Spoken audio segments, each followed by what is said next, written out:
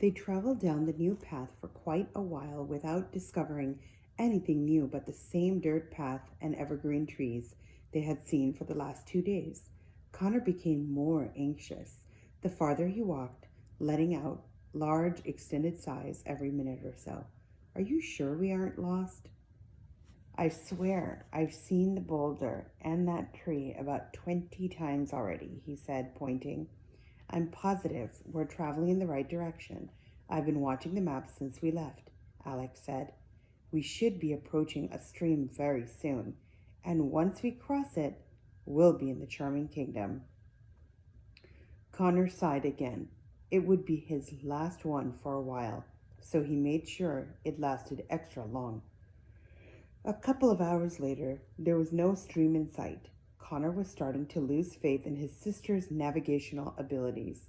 This place must be bigger than we thought, Alex said, or this map is completely off scale.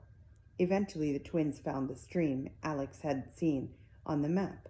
The path went across a small bridge made out of pale stones and then continued on the other side. You see, I told you I knew what I was doing, Alex said, with her head held high. Yeah, Connor said. Honestly, Connor, I'm a little disappointed in your lack of faith, Alex gloated. If there's one place I should know my way around in, it would have to be grrr. Connor heard his sister's high-pitched scream before he realized what had happened. A large troll had jumped right in front of them on the bridge. He was short and very wide with an enormous head. He was covered in matted fur with large eyes and a snout. His arms and legs were tiny, but his nails and teeth were very sharp and long. You're on my bridge, the troll shouted. How dare you? We're sorry, said Alex, clutching onto her brother like a monkey to a tree.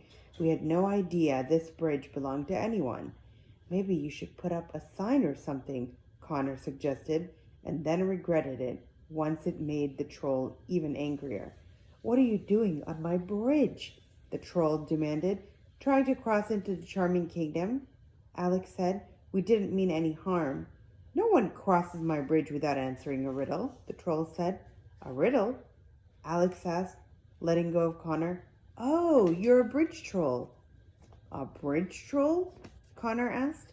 Yes, just like in Three Billy Goats Gruff, Alex said happily. She was so excited to be witnessing another fairy tale occurrence. All her fear faded away. If you wish to cross my bridge, you must answer my riddle correctly, the bridge troll said. Answer incorrectly, and I'll bite off your head.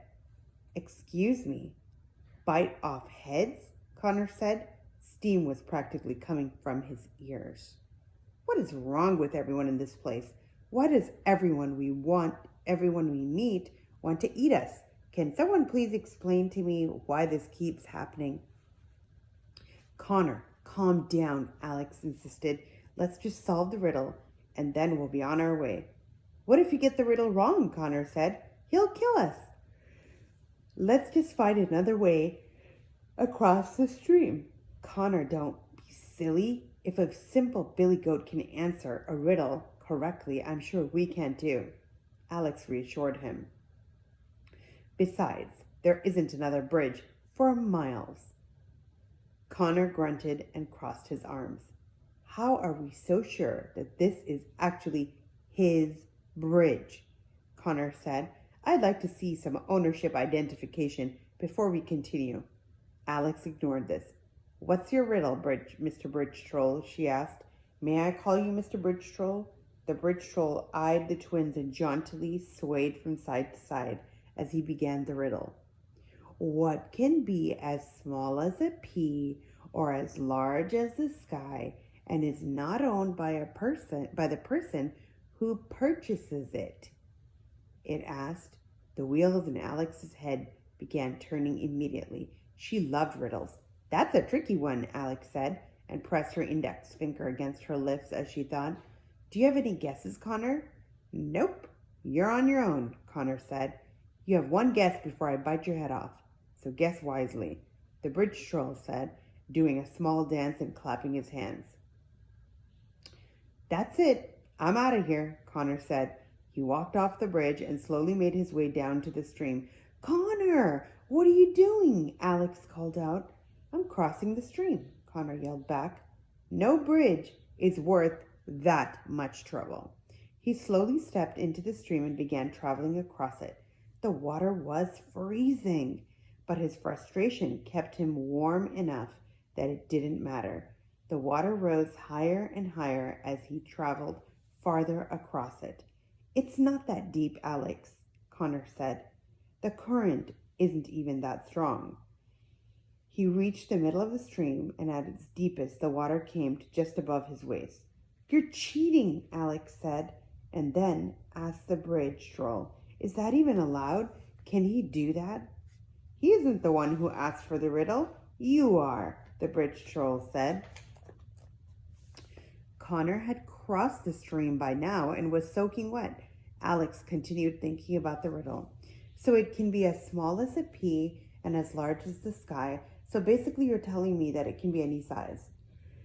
And the person who buys it doesn't own it. So that means someone else owns it. She thought out loud. Hurry up, Alex, Connor shouted. Oh, hush, Alex said. I'm going to say that it must be a gift. A gift can be any size, and the receiver is who owns it, not the person who purchases it. The bridge troll stopped swaying from side to side and slumped over. That's correct, the bridge troll said disappointedly. You may pass. Alex clapped her hands together and did a small jump.